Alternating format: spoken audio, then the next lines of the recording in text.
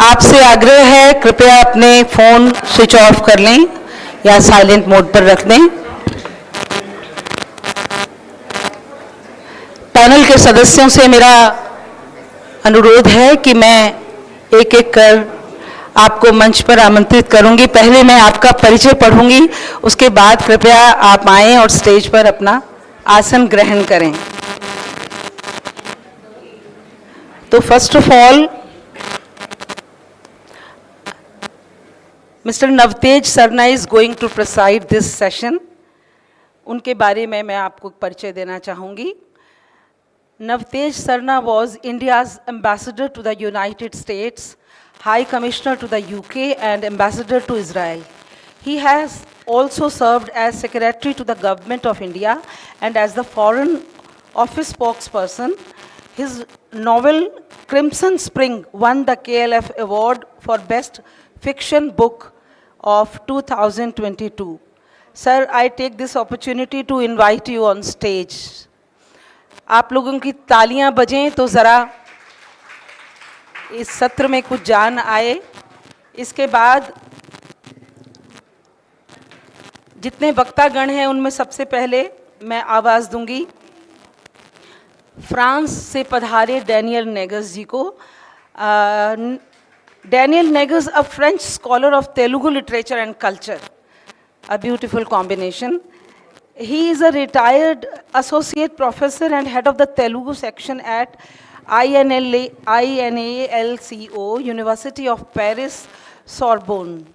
He has conducted extensive field work in Andhra Pradesh and contributed important research on folk and classical Telugu literature, theatre and society. He has been honored with the Bharatiya Rashtrapati Puraskar and Certificate of Honor in Classical Telugu. Sir के लिए ज़ोरदार तालियां बजाई जाएं, वो मंच पर आसीन हो चुके हैं। हमारे तीसरे पैनलिस्ट हैं Lakshmi Puri, a diplomat, global leader and author. She was the youngest entrant into the Indian Foreign Service. She served at the United Nations for 15 years, notably as the founding Deputy Executive Director of UN Women. She is the author of the award-winning novel Swallowing the Sun. आपका बहुत बहुत स्वागत है ma'am. इसके बाद मैं जिन्हें आदर के साथ आवाज़ देना चाहती हूँ वो हैं हमारे बीच His Excellency Shri M. Riaz Hamidullah. Sir, please come up on stage. Mr. Hamidullah is the current High Commissioner of Bangladesh to India. He joined the Bangladesh Foreign Service in 1995 and has played a significant role in multilateral economic diplomacy. He has represented Bangladesh at the World Economic Forum and in major multilateral negotiations. Sir, आपका बहुत बहुत स्वागत है और आप सब जरा करतल ध्वनि से मंच पर आसीन सभी हमारे विशेषज्ञों का स्वागत करें आपकी ओर से। और हमारे अगले और इस सत्र के जो इस सेशन के जो अंतिम वक्ता यानी मेरी सूची में अंतिम है फहरिस्त में वो हैं महामहिम श्री निकोले यांकोव। उनका परिचय भी दे दूं। आप कृपया सर मंच पर आसीन हो जाएं, अपना आसन ग्रहण करें। His Excellency Shri Nikole Yankov is currently the Ambassador Extraordinary and Plenipotentiary of the Republic of Bulgaria to India. To India, Nepal, Sri Lanka, Maldives and Bangladesh. He served as ambassador to Azerbaijan and Afghanistan. He holds a PhD from UNIBIT University in Sofia, Bulgaria. I welcome all of you on stage और मुझे पूरा विश्वास है ये सत्र हमारा बहुत समृद्धशाली होने जा रहा है। और इसके बाद मैं चाहूँगी कि इस सत्र में मेरी भूमिका नेपथ्य में होनी चाहिए क्योंकि इतने विद्वान लोग यहाँ मौजूद हैं मंच पर। तो मैं अब जो हमारा ये जो माइक है, ये मंच है, ये मैं पूरा सेशन जो है वो अपने अध्यक्ष महोदय को सौंपती हूँ. तो sir, please you now take the responsibility to hold this session. Thank you. Thank you very much, and thank you for your introductions. We have a very, very distinguished group of speakers, scholars, writers here. So I think what we have agreed to is that each one of them will present their initial thoughts. And we'll try to leave enough time to possibly weave some common threads and also open up to the House. The subject is so diverse and so broad, let me say, that each person can come at it from their own angle. But to give some coherence and not have four absolutely different directions for the next 1 hour or so, I just want to put out a very short thesis, which is just 2 or 3 lines. And perhaps if the speakers can somehow keep that at the center of their thoughts as they present their idea, then maybe we will actually get some coherence. And my thesis is not mine, it's in the words of Leo Tolstoy, when he said that all happy families are alike and each unhappy family is unhappy in its own way. So happiness, like in a family, in a nation, or in a landscape, is not noticed until it is under threat, or it is going to be fractured, or it has been fractured. Because happiness does not usually lead to stories. When people are at rest, when minds are at rest, then stories are the last thing on the minds. But when that unhappiness is lost, when the shared heritage is lost or is going to be lost or is irretrievably gone, then out of the cracks come the stories. Stories come out of nostalgia, they come out of loneliness, they come out of experience, anguish.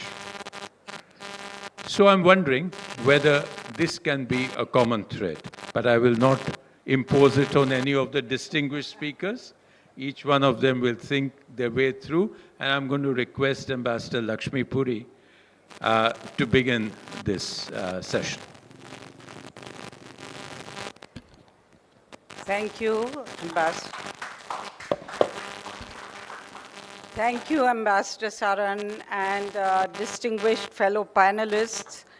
And I thank the Sahitya Academy for this opportunity to discuss a subject which is a theme that is both intimate and infinite. And you are right, Ambassador Saran, that you can come at it from different angles. And please permit me, because we didn't really talk about it before, but I will come to your point as well, but I want to first make a broader connection between what is heritage, what is shared heritage, what are stories, and what are the connections between these.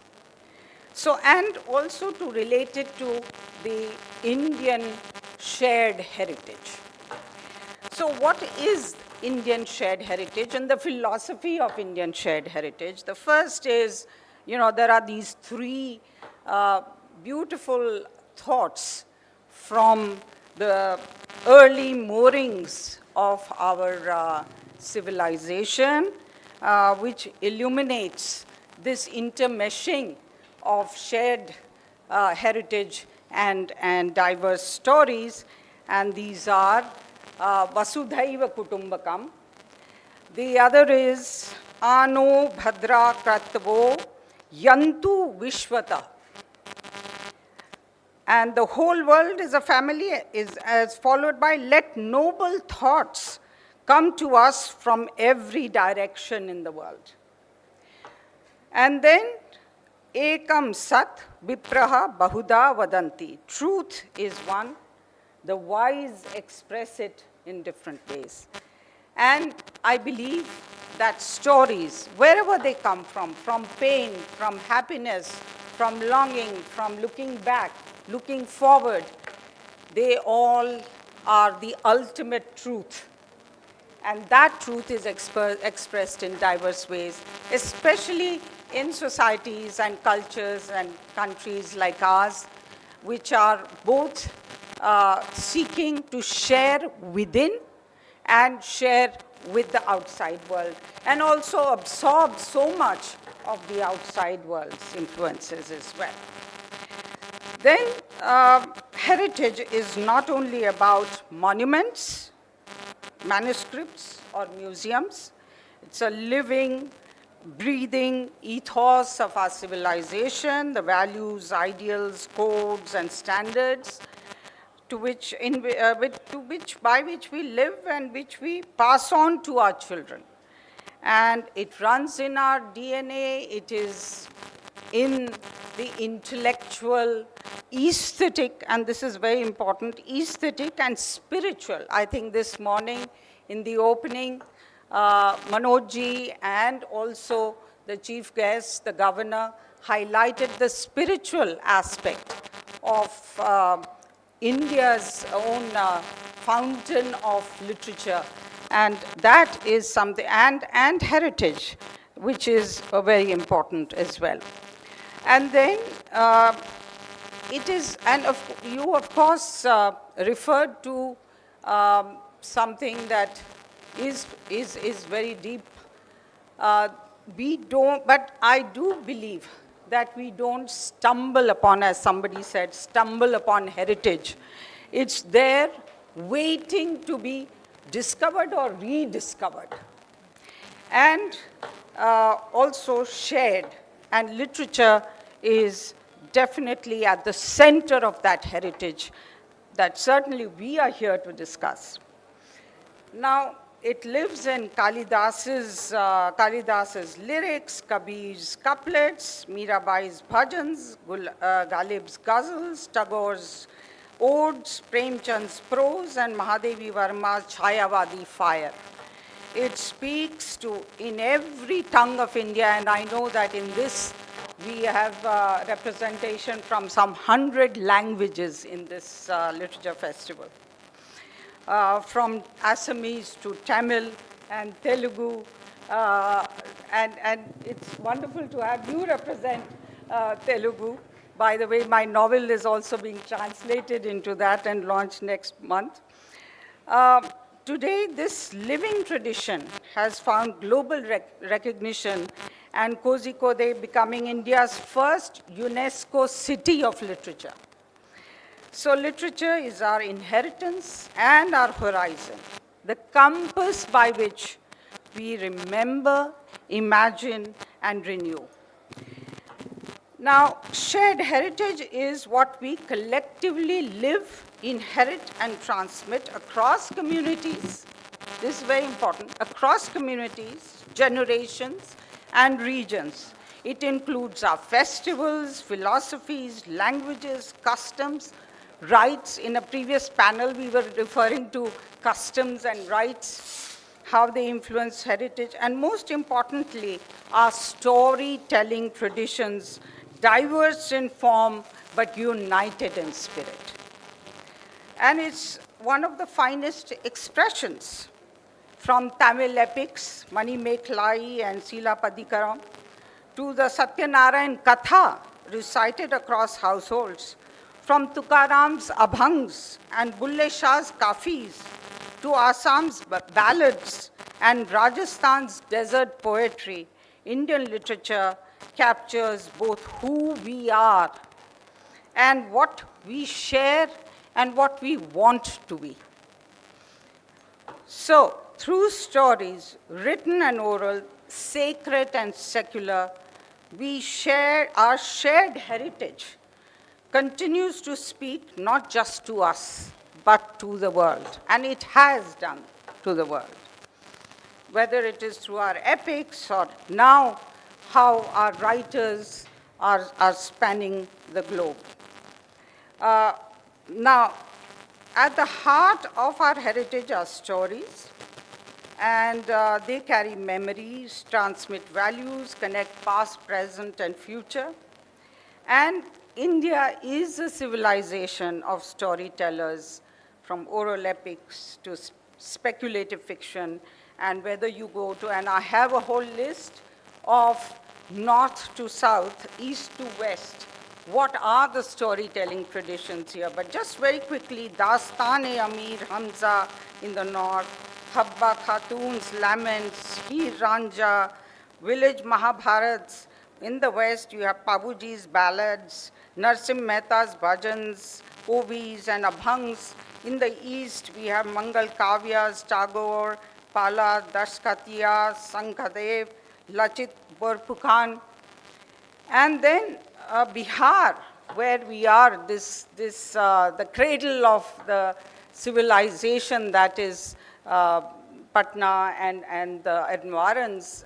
Bihar gave us Vidyapati, Patishwar Nath Renu, Bikari Thakur, and women like Usha Kiran Khan, Anamika, Archana Verma, who bring depth and feminist insight to this legacy. And in the south, we have Sangam poetry, I've already mentioned, Aithemala, Yakshagana, Bura Katha.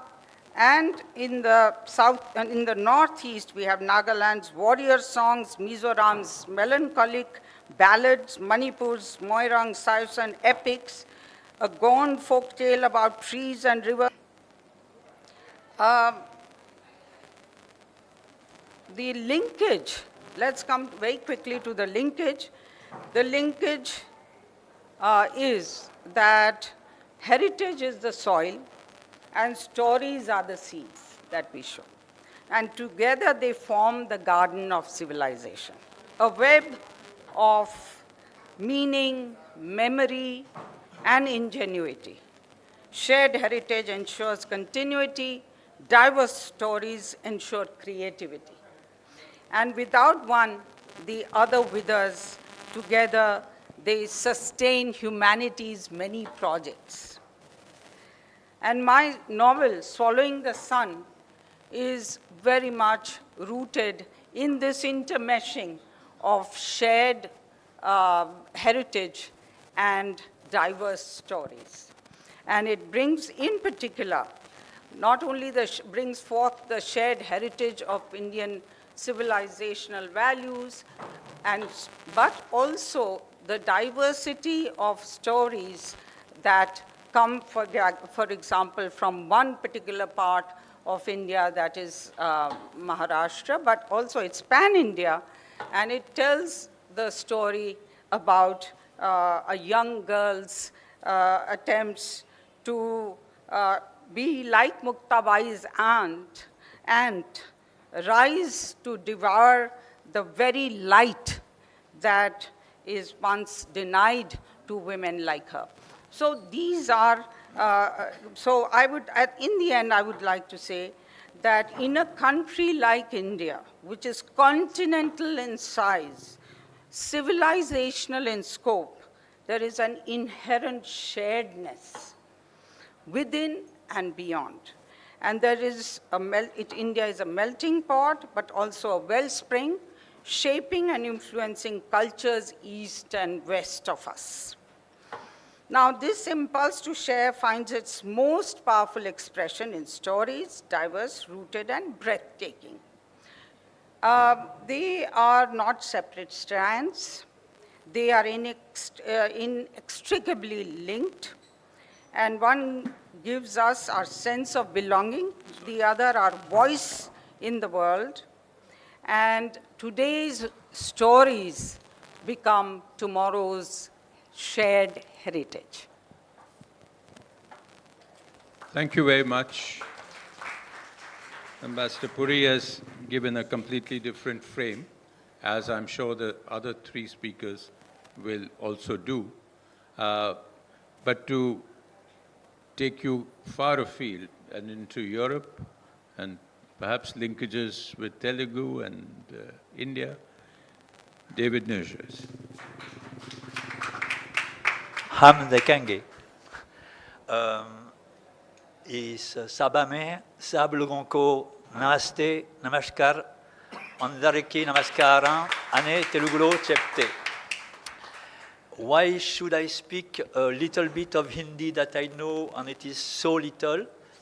It is also because when we were speaking beforehand about shared heritage and diverse stories, every one of us, to some extent, was wondering exactly, apart from the coherence that has been defined later on, what exactly we were going to talk about.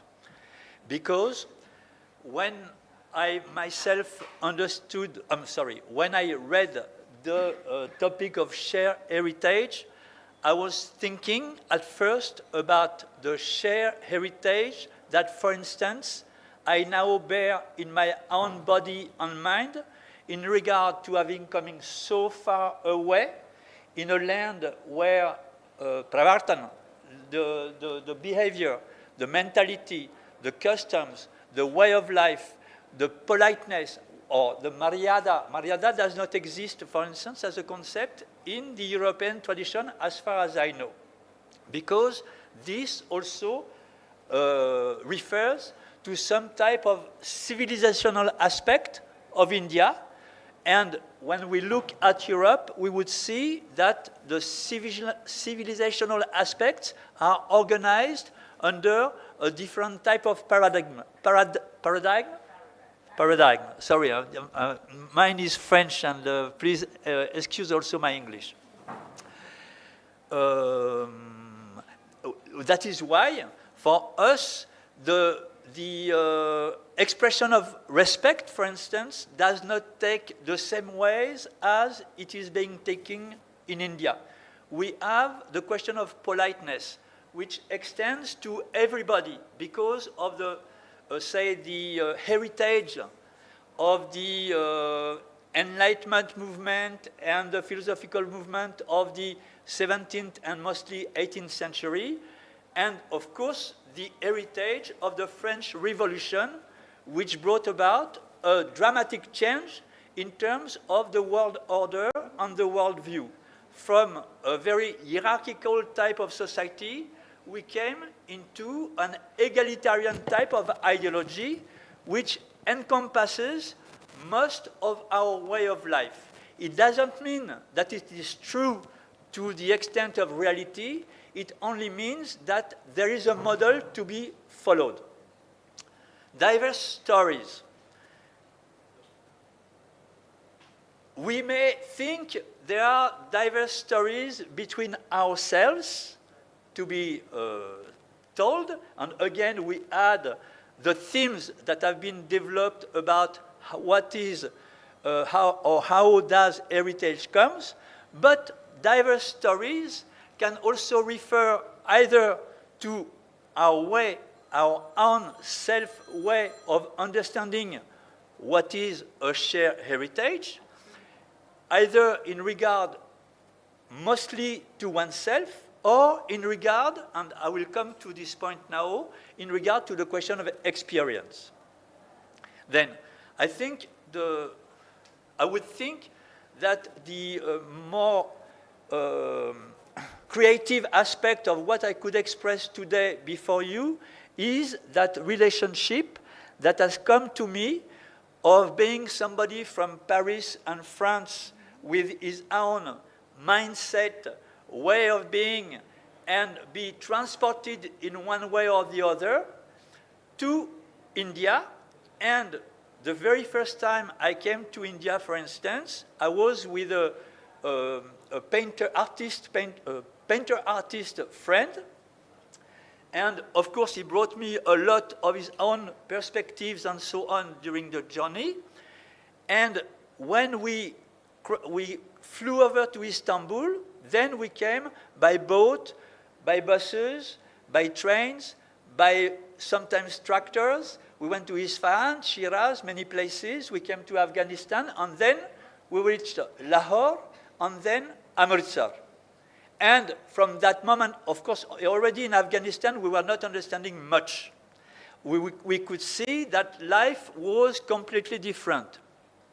And why I'm speaking about this in regard to heritage, it's because heritage is not only what is gained out of the past, but there is also the problem of the heritage that we lose, and the problem of the perpetuation of a heritage and how we may contribute to it.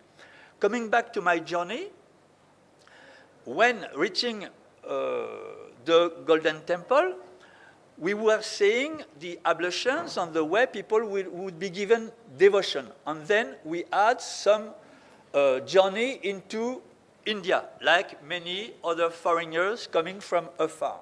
Sorry, may I request the audience to please settle down? It really disturbs the speaker. And kindly keep your cell phones on silent. And because of that, and please, you just stop me at some point in case I'm a little too long. I just might. It may, yes, you might, and you may. Because even though it may not showing, I'm a very kind of a shy person, and so sensitive that I feel always difficult to speak, in fact, in such circumstances. Anyway, then I went to social anthropology. My professor had stayed in a very small fisherman village close to, say, Visakhapatnam, between Visakhapatnam and Kakinada on the Coromandel coast. He knew my theoretical ideas. He sent me to a small town between Kakinada and Rajahmundry, which means it is in Telugu-speaking area. Of course, like everywhere else in India, there are many people who are also English locutors, English speakers. It was in the mid-1980s.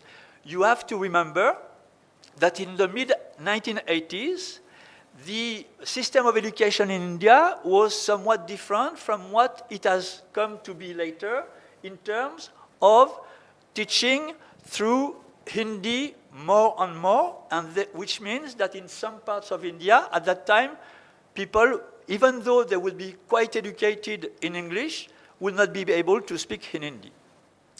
Now, to come straight to the point. Coming to a small place, having my own way of being with my wife and our kid, definitely the question was how could we be together with the people with remaining ourselves. We had to discard our way of being. But so doing, we were then able to come to some understanding of the experience of what was going on. And now this is the core thing of what I would like to express to some extent. 1980, in small places, in local places, in Andhra Pradesh, but in so many places in India, between 1980 and 1987, still the scooters, the radios had not come to many people in the local places. You'll have to now wind up. We Yep. can come back to this. Okay, and then just to close up the chapter, what we could see was what is now in perdition, in a possible perdition of heritage of everything which had been existing for centuries in India, and because of the dramatic changes, I mean the very, very strong changes that came already from 1987 and even more so from 1990, there is a lot of what we may call the Indian cultural heritage in local places and regional languages, which is now, to some extent, extinct, and to some extent, very much in danger of disappearing. And this is something that is, of course, of much concern. Thank you so much. Thank you. That's a very, very wide treatment of the subject. And to come back to South Asia, I'm going to request High Commissioner Riaz of Bangladesh to give us his views. Thank you. I'll choose to speak from here because that's too scary for me. Please understand that I dare pretend as a scholar. I am nothing, but I would try to take you a little bit to a more of a reality check. It's very interesting that we, in a more increasingly transactional world, we are talking of shared, underlined, shared heritage and yes, shared heritage, if not shared interests. I came to India more recently, and someone accosted me asking that, Ambassador, how do you understand? I said, look, I am sovereign in my national interest, my thing, you as much as you are. But then question the issue is that how does the conversation take place? I said, then in the middle, there is also a space called shared interest, which should define and engage us both in terms of shared space, shared interest and shared space. Now, listening to this, I was only wondering between Patna and Dhaka, what really connects us and where are the elements that we share? To me, the answer is very simple. First, we share an agroecology. Please close your eyes and try to imagine what I'm trying to hint. We share water. We share wetness. We share dryness. Also, for example, do you realize that we think we suffer from some images, assumption, and I keep telling my own people, because I was in Guwahati, I said that we think that we are more from the wet part of the world, but practically 5 months of the year, we get enough of water, and that's bucketful. Rest 7 months, we are practically dry. So we should more celebrate dryness.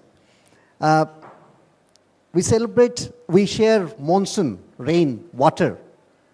Now, why I say this, why I take this frame, it's important. Because if you are sitting in this UNMESHA, if you are then to think, and with all your scholars and experts, that what is this frame all about? Because this is what exactly got translated, for example, in films, and that too from Ritik Ghotak's, which is called Titash, A River's Tale. I'm trying to connect now. So, my other metaphor, which I'll transport you to, yesterday only walking in Patna on the Ganga side, I was only wondering that we may not know, it doesn't occur to us, that one other thing which really connects us big, we tend to look at more in terms of a challenge, but that's also an opportunity. It's called sedimentation, alluvial. But it is this very ingredient which actually connects our civilization. I was in Guwahati. I was having a long conversation with the Guwahati University faculty. And then the Professor Noni Gopal Mohanta tells me, we are basically part of the Brahmaputra civilization, riverine civilization. I was struck. As I said, it doesn't occur to us. But possibly that very much it needs to occur. So again, another big one, which is GBM basin. We share. Question issue is that going to the frame from culture to agriculture, let's try to imagine, unpack, and not driven by what we understand, what we tend to think as given. Without any elucidation, I'll try to bring the big blocks before you. Folklore. We are basically in this part of South Asia, not entire South Asia, with all your wisdom pulled together. We are an oral people. We are to celebrate we only think in terms of more of a limited frame called folklore, tales, fables, phrases and idioms. But we actually have not scratched much deeper than that merits to.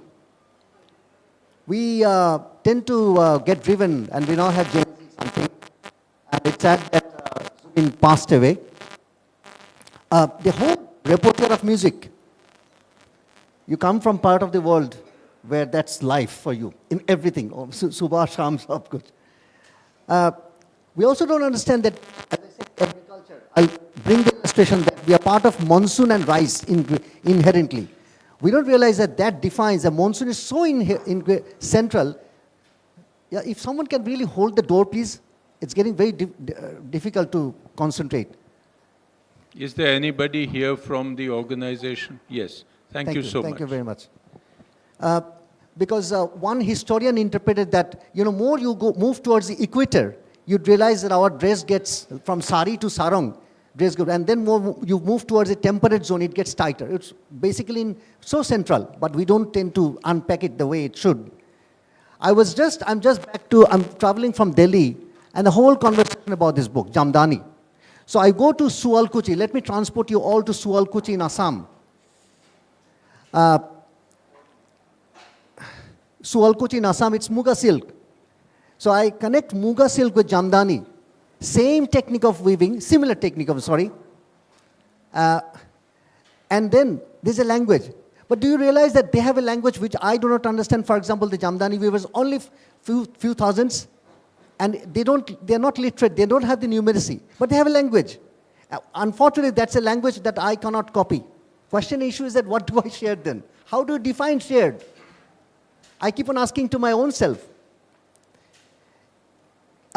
So I think what I'm trying to understand is that, this whole thing with shared, that we think that there is a unit by which we define shared or sharing, but we need to really unpack it much deeper. I've not explained any bit. Art, from Jogen Chaudhary to everyone you name, art is another huge space. Dance, for example, my answer to this is something called Lathi Khela. We only think, possibly you think that this is very central to, let's say, Eastern India or Northeast India. No, I see elements also in Gujarat, for example. Culinary and everything. Now, it's very interesting, we are talking of shared, where in a world, as I said, started saying that, we are in a more increasingly transactional world. So we have values, we believe we have values, but we also have interests. Question and issue is that in the intersection of values and interests, the whole spectrum, where do you posit yourself in terms of shared and sharing? Question. Don't think I'm trying to pretend and put you into difficulty. I have an example, hands-on example. For past 10 years, from Sri Lanka to Europe and Holland, I have been trying to unpack this celebration of language, linguistic diversity, because we are very attached to language, our own language, but also others' languages. But then I realized, language is everywhere. Look at this dress, maybe, for example, or I'm looking, also, Mrs. Puri, your sari. Everywhere there are languages. Question is, what is languages? Are we to only took up for the black and white letter? Point to refer is what we heard from the governor. That's about our creative diversity. So I would end with this simple thing. I was asking the weavers, Jamdani weavers, past week, don't you get scared that someone will copy your thing, etc.? They said, I don't care, sir. I said, why? You see, this is our technique. Techniques cannot be copied. I was struck. I said, no, they will take your design. He said, sir, we are very happy that too. Why? Because something called, they didn't use the word. It's really... It's a no-win situation. So can we shut the door, and can somebody please hold it so nobody pushes it hard? Do you mind doing that for us? Thank you. They taught me, the person without lacking numeracy. He said, because this in synthesis, new forms emerge. And we realize that, look who is teaching me. I think that I'm more educated, etc. But I was humbled by that. I'll end with something that, let us really try to liberate our understanding and imagination in terms of shared, not simply shared history. Heritage is a continuum. Heritage is one thing of the past. Also, there is an expression called living heritage. The weaving technique, the weaving repertoire of South Asia, of the entire world, is a living thing. We do not understand. My submission here, and that's why I've chosen to travel here, is just to underline, and all based on facts, hands-on, on the ground. I was standing, I don't know you have seen, the lady who is doing the Mithila painting right there, Maithali or Mithila. I was educated just 2 hours back. Fascinating. Using alta thing, etc. I can see that where it's going to go. So I think that's enough. I've given more of the ingredients to spark conversation, maybe beyond 5 p.m. But that's what I believe is necessary going from there. Thank you very much for tolerating me. Wonderful. Thank you. And now back to Europe, Ambassador. Good afternoon. Well, after so detailed description of what's heritage before me from the speakers before me. It's really difficult for me. But I'm glad that the number of people in the room increased instead of decreasing, which means that discussions were so far interesting. Before start, please raise hand those of you who have ever written something and published in foreign country, novel or something. 1, 2, 3, 4. Okay, 4 or 5 people out of 50, which is like 10%. This is to make a transition to what is shared heritage. Because heritage is something that distinguishes humans from the animals. Animals have instinct, they don't have heritage. One person also has no heritage. Heritage is something that's a collective story, which is shaped by diverse experience and our numerous threads of our history, culture, beliefs, and tradition. All this is a socio-political context of our groups. It could be tribal, it could be indigenous population, could be immigrants, could be expats.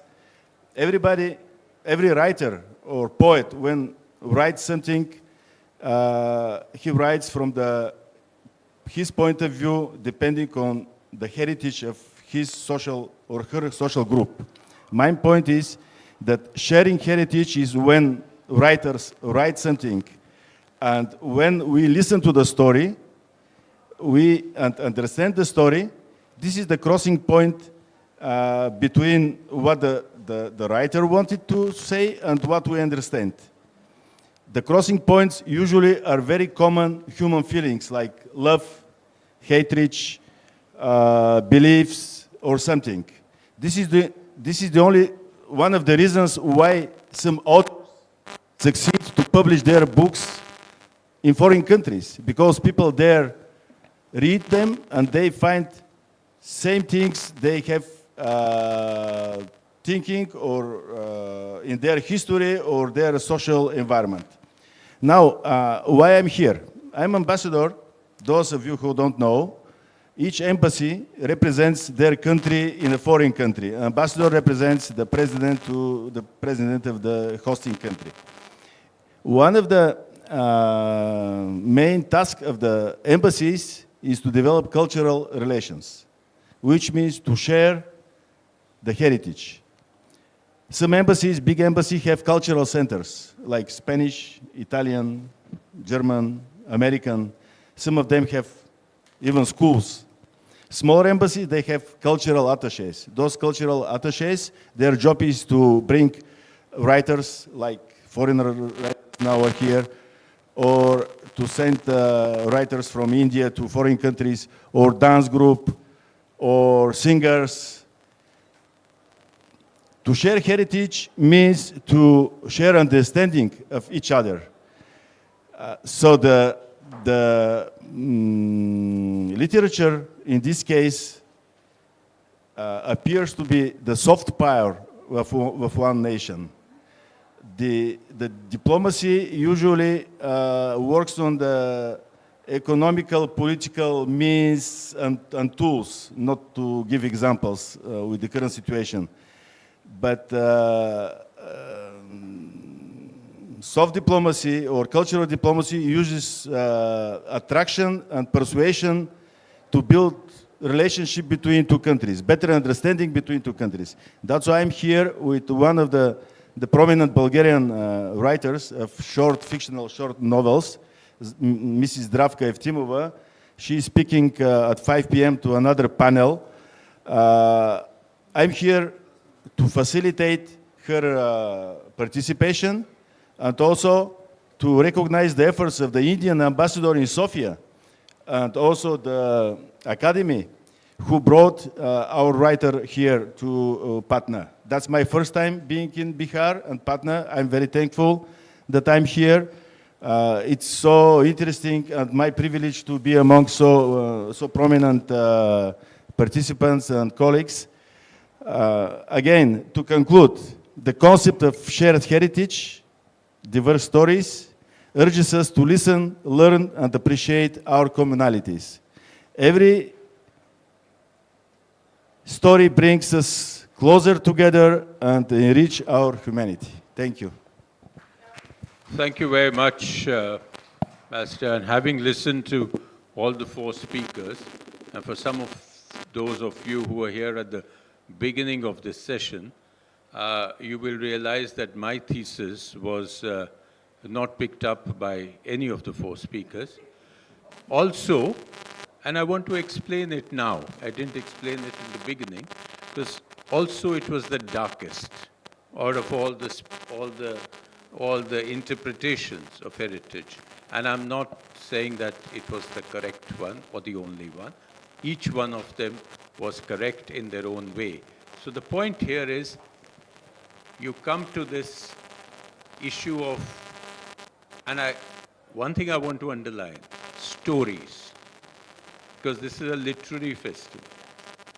So how the stories are diverse, coming out of a shared heritage, each one of us comes at it from where you are and what you have experienced. I came from it from my experience of Punjab.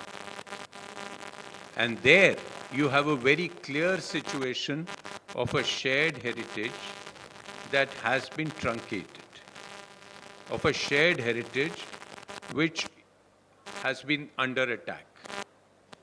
And therefore, partition was at one level, partition was violence, partition was loss of territory, it was loss of livelihood, it was loss of physical places. At another level, partition was a loss of culture. It's a loss of your childhood. It's a loss of your beloved places. So that impacts you in different ways, and that impacts the literature that comes out of it. So I'm bringing it back to literature. What are the stories that came out in Punjabi, in Urdu, out of partition, and how were they impacted by the threat on their shared heritage? When the shared heritage was fine, we were writing Bulle Shah and we were singing Heer Ranjha, which is all very well. But when the partition broke, we were writing Train to Pakistan, we were writing Manto, we were writing Kulwant Singh Virk, we were writing K.S. Duggal. We were writing the stories of bloodshed, violence, loss. We were also writing the stories of friendships across religions. We were writing the stories of rehabilitation. We were writing the stories of abducted women. We were writing the stories of refugeedom. So, and they were all, and we are still writing the stories of, Lahore. You're writing because you're writing the stories of mourning, of loss, of remembrance. So that was where I came from. But I'm so glad that the distinguished speakers, each one of them brought his light onto the subject, a much brighter light than my dark light, for which I'm grateful. And I think we are almost at the end, but first I want to give a round to each of the speakers. They want to make in any comment, and then perhaps we might have two questions. I'm fully there with you, no doubt. But having been mindful of that, I chose to, because otherwise we might be prisoners. Please do not discord. Please. You are the High Commissioner. No, low commissioner. No commissioner here. We are all sovereign equals. Point remains that absolutely, but then question is that how do I step into the future, if not leap into? That's why I chose to bring in that from culture to agriculture, in spite of the geography, in spite of the limits of geography, we can transcend and we have to transcend. It's not a matter of choice. That's why, Absolutely because right. as much as Punjab, Bengal, or the whole of East is also equally, is no less possibly. I'm not making any politically correct or incorrect thing. Absolutely. That's why I chose that let us liberate from culture to agriculture. We don't realize that we have a huge, also in Punjab, agrarian heritage. But that elements of that agrarian needs to be dissected and then transported in poetry. into our all the daily things. I'll stop.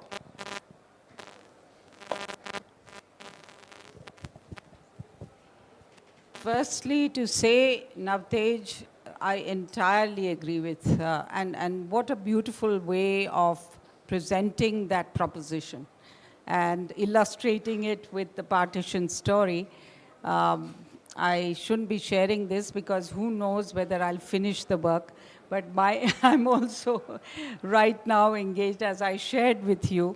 You've written such beautiful novels on that loss and also the romanticizing of it as well as telling it as it was and as it is and the loss of it. But I just want to also say something about, our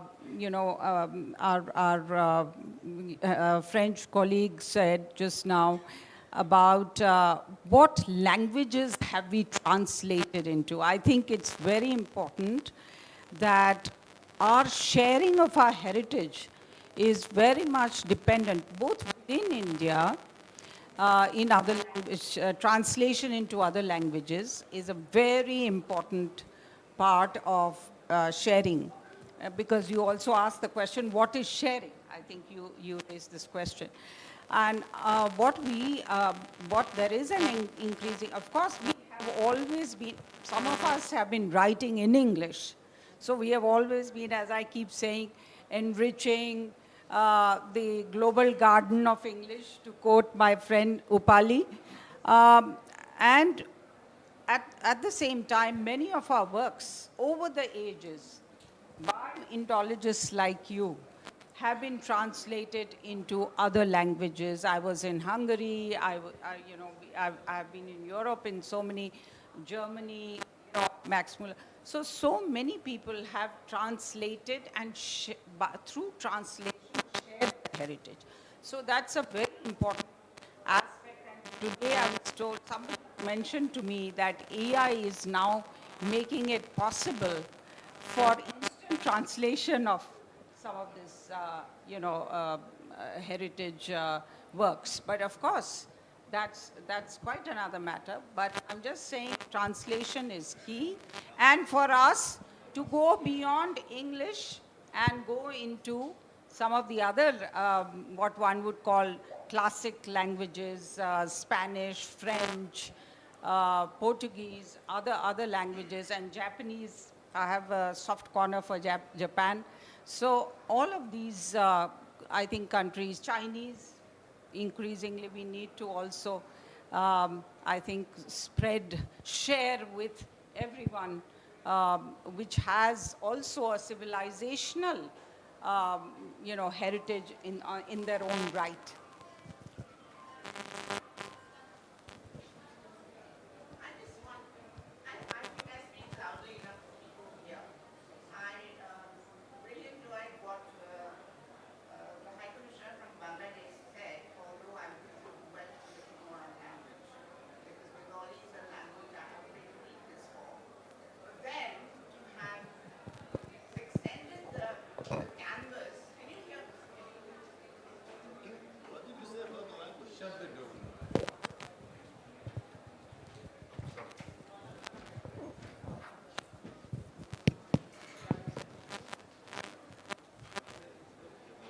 I'm Upali Oparajita from Carnegie Mellon University. I teach there, I've taught there for 36 years. I really appreciated what you said because like most of my women friends over here, we love weaving.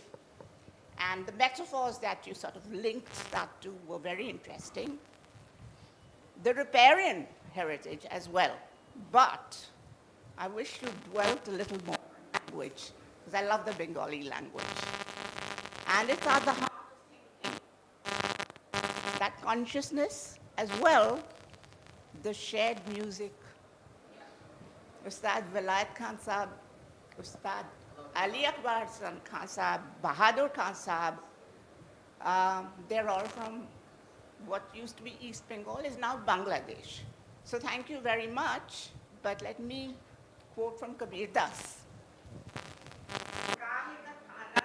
Kahe ki bharni कौन तार से बीनी चदरिया, इंगला पिंगला ताना भरनी, सुखमन तार से बीनी चदरिया. Thank you.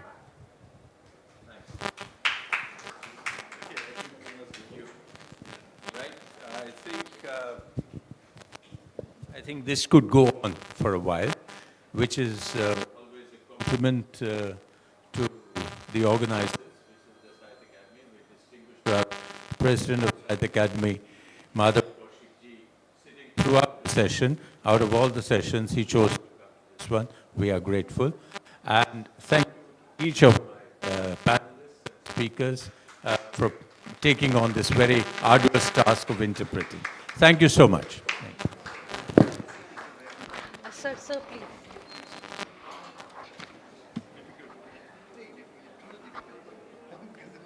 हार्दिक आभार. अनेक देशों में राजदूत की भूमिका में रहने वाले आदरणीय नवतेज सरना जी इस महत्वपूर्ण सत्र में अध्यक्ष की महती भूमिका निभाने के लिए, और सभी सम्मानित और विद्वान वक्ताओं, French scholar sir Daniel Negers, diplomat Lakshmipuri ma'am, his excellency M Riyaz Hamidullah, his excellency Nikolay Yankov का दिली शुक्रिया.